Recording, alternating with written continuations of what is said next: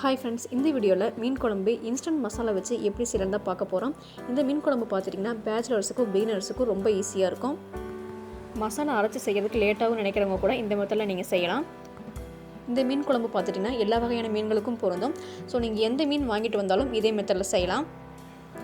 இப்போ கடையில் வாங்குகிற இன்ஸ்டன்ட் மசாலா வச்சு எப்படி மீன் குழம்பு செய்யலான்னு பார்க்கலாம். Hi friends, welcome to my style. வீடியோக்குள்ளே போகிறதுக்கு முன்னாடி நீங்கள் நம்மளோட சேனல் இன்னும் சப்ஸ்கிரைப் பண்ணிடுங்க. பெல் பட்டனை கிளிக் பண்ணிட்டு ஆல் பட்டனை கிளிக் பண்ணிக்கோங்க. அப்போ தான் நம்ம போடுற வீடியோஸ் எல்லாமே உங்களுக்கு வந்து நோட்டிஃபிகேஷனில் வரும். வாங்க வீடியோக்குள்ளே போகலாம்.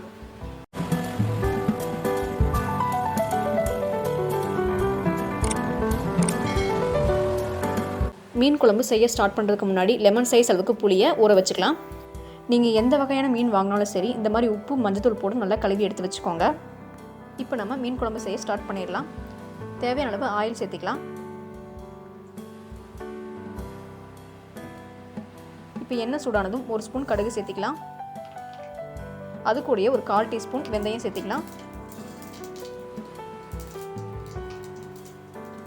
இப்போ அது கூடயே 2 வரமிளகாய் சேர்த்திக்கலாம். இப்போது நீளவாக்கில் கட் பண்ணி வச்சுருக்கிற சின்ன வெங்காயம் 1 கப் சேர்த்திக்கலாம். இப்போ அது கூடயே ஒரு பெரிய வெங்காயம் பொடியை கட் பண்ணிட்டு சேர்த்திக்கலாம். இப்போது நீளவாக்கில் கட் பண்ண பூண்டு ஒரு 10 பல் சேர்த்திக்கலாம். இப்போ இது எல்லாத்தையும் சேர்த்துட்டு மிக்ஸ் பண்ணி விட்டுருங்க.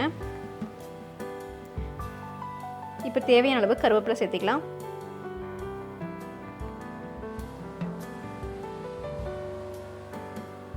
இப்போ எல்லாத்தையுமே சேர்த்தியாச்சு. வெங்காயம் நல்லா கலர் மாறி வர வரைக்கும் நம்ம நல்லா வதக்கி விட்டுக்கலாம்.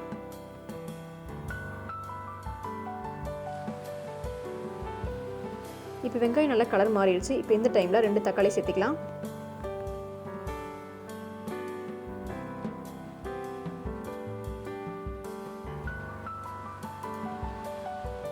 இப்போ இந்த தக்காளி சீக்கிரம் வதங்கிறதுக்கு கொஞ்சமாக உப்பு சேர்த்திக்கலாம்.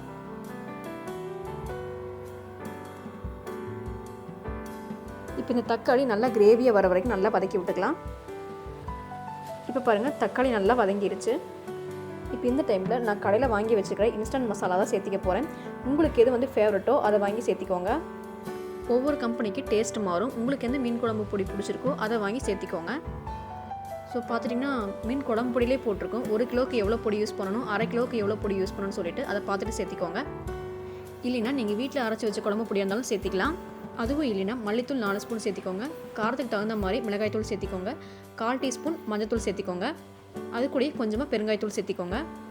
இப்போ குழம்பு பொடி எல்லாமே சேர்த்தியாச்சு. இப்போ இது எல்லாமே நல்லா எண்ணெயில் வதக்கி விட்டுடலாம்.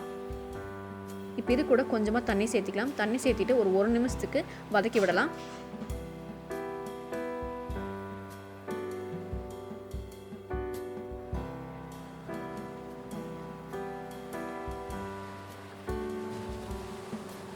பாருங்கள், பார்க்கவே எவ்வளோ கிரேவியாக இருக்குன்னு சொல்லிட்டு. இப்போ இந்த டைமில் நம்ம ஊற வச்சுக்கிற புளியை கரைச்சிட்டு சேர்த்திக்கலாம்.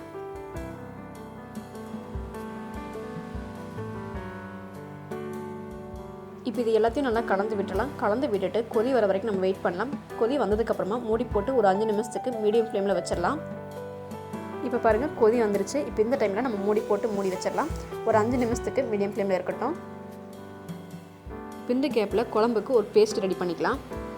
பேஸ்ட் ரெடி பண்ணுறதுக்கு 1 கப் தேங்காய் எடுத்துக்கலாம். அது கூடயே 1 ஸ்பூன் சீரகம், 1 ஸ்பூன் சோம்பு சேர்த்திக்கோங்க. இப்போ இது எல்லாத்தையும் சேர்த்திட்டு பேஸ்ட் பண்ணி எடுத்து வச்சுக்கலாம். மீன் குழம்புக்கு சோம்பு சேர்த்தும் போது மீன் குழம்பு நல்லா டேஸ்ட்டாக இருக்கும். நான் எப்பவுமே தாளிக்கும் போதே சோம்பு சேர்த்திடுவேன். அங்கே சேர்க்காதனால இங்கே சேர்த்திக்கிறேன். இப்போ ஒரு 5 நிமிஷம் ஆகிடுச்சு. ஓப்பன் பண்ணி பார்க்கலாம். பாருங்கள், இப்போ எல்லாமே நல்லா கொதிச்சு எண்ணெய் பிரிஞ்சு வந்திருக்கு. இப்போ இந்த டைமில் நம்ம அரைச்சி வச்ச பேஸ்ட்டை சேர்த்திக்கலாம். தேங்காய் எதுவுமே சேர்க்காமல் நம்ம இந்த டைமில் கூட மீன் எல்லாமே சேர்த்திக்கலாம்.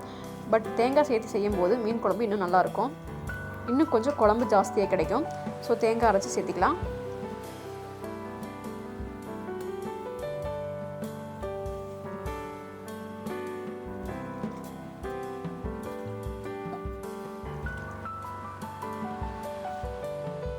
இப்போ அரைச்சி வச்ச பேஸ்ட் எல்லாமே சேர்த்தியாச்சு. இப்போ இதெல்லாத்தையும் நல்லா கலந்து விட்டுடலாம்.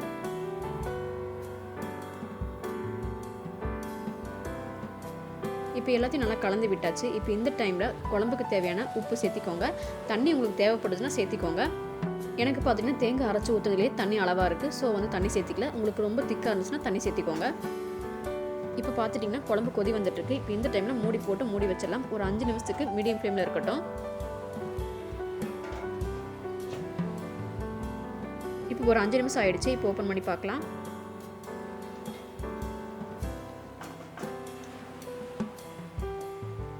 இப்போ பாருங்கள், குழம்பு கன்சிஸ்டன்சி எனக்கு இது கரெக்டாக இருக்குது. இப்போ இந்த டைமில் நம்ம எடுத்து வச்சுருக்கிற மீன் சேர்த்திக்கலாம். மீன் வந்து எல்லா மீனும் சேர்த்திக்க வேண்டாம். மீனோட தலையை மட்டும் முதல்ல சேர்த்திக்கலாம். ஏன்னா அது குக் ஆகிறதுக்கு கொஞ்சம் லேட் ஆகும். ஸோ அதை ஃபஸ்ட்டு சேர்த்திட்டு ஒரு 5 நிமிஷம் கழித்து மற்ற பீசஸ் எல்லாமே சேர்த்திக்கலாம்.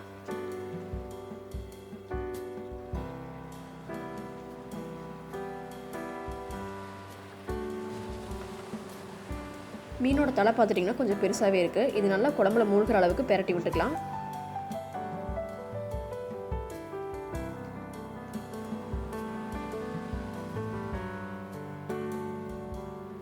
இப்போ இது ஒரு 5 நிமிஷம் போல் லோ ஃப்ளேமில் இருக்கட்டும். மூடி போட்டு மூடி வச்சிடலாம். இப்போ ஒரு 5 நிமிஷம் ஆயிடுச்சு. இப்போ ஓப்பன் பண்ணி பார்க்கலாம். பாருங்கள், மீனோட தலை வந்து நல்லா வெந்துருச்சு. எண்ணெயும் நல்லா பிரிஞ்சு வந்திருக்கு. இப்போ இந்த டைமில் எடுத்து வச்சுருக்கிற மற்ற பீசஸ் எல்லாமே சேர்த்திக்கலாம்.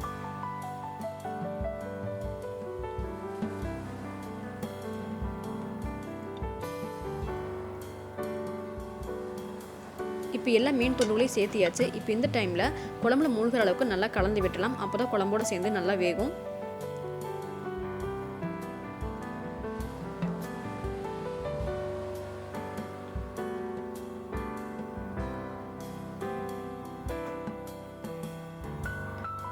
இப்போ எல்லா மீன் பீசஸுமே குழம்புக்குள்ளே மூழ்கிற அளவுக்கு சேர்த்தியாச்சு. இப்போ இது ஒரு 5 நிமிஷத்துக்கு லோ ஃப்ளேமில் இருக்கட்டும். மூடி போட்டு மூடி வச்சிடலாம்.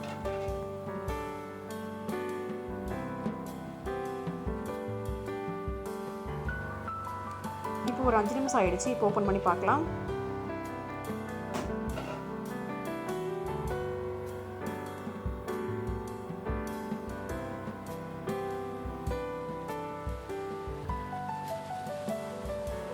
இப்போ ஸ்டவ் ஆஃப் பண்ணிடுங்க. மீன் குழம்பு பார்த்துட்டிங்கன்னா சூப்பராக ரெடி ஆகிடுச்சு. கடையில் வாங்கின மீன் குழம்பு பொடியை வச்சு இப்போ நம்ம சூப்பராக மீன் குழம்பு செஞ்சாச்சு. நீங்கள் யூஸ் பண்ணுற பொடியில் தான் குழம்போட டேஸ்ட்டே இருக்குது. ஸோ பார்த்து கரெக்டாக சூஸ் பண்ணிக்கோங்க. இந்த மீன் குழம்பு பார்த்துட்டிங்கன்னா பேச்சுலர்ஸுக்கும் பிகினர்ஸுக்கும் ரொம்ப யூஸ்ஃபுல்லாக இருக்கும். பாருங்கள், பார்க்கவே எவ்வளோ எம்மியாக இருக்குன்னு சொல்லிட்டு. இது நீங்கள் மதிய சாப்பாடு, நைட் இட்லிக்கெல்லாம் வச்சு சாப்பிட்டிங்கன்னா சூப்பராக இருக்கும். நீங்கள் எந்த மீன் வாங்கினாலும் இதே மெத்தடில் ட்ரை பண்ணலாம்.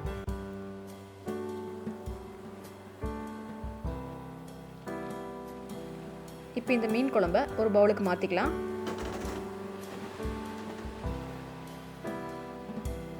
பாருங்கள், மீன் குழம்பு நல்லா கிரேவி ஆகிடுச்சு. இது நீங்கள் நைட் இட்லிக்கு வச்சு சாப்பிடும்போது சூப்பராக இருக்கும். ஸோ கண்டிப்பாக வீட்டில் ட்ரை பண்ணுங்கள். இந்த வீடியோ உங்களுக்கு பிடிச்சிருக்கு நினைக்கிறேன். பிடிச்சிருந்துச்சுன்னா வீடியோக்கு ஒரு லைக் பண்ணிடுங்க. மறக்காமல் சேனலை சப்ஸ்கிரைப் பண்ணிடுங்க. நெக்ஸ்ட் வீடியோவில் மீட் பண்ணலாம். தேங்க்யூ.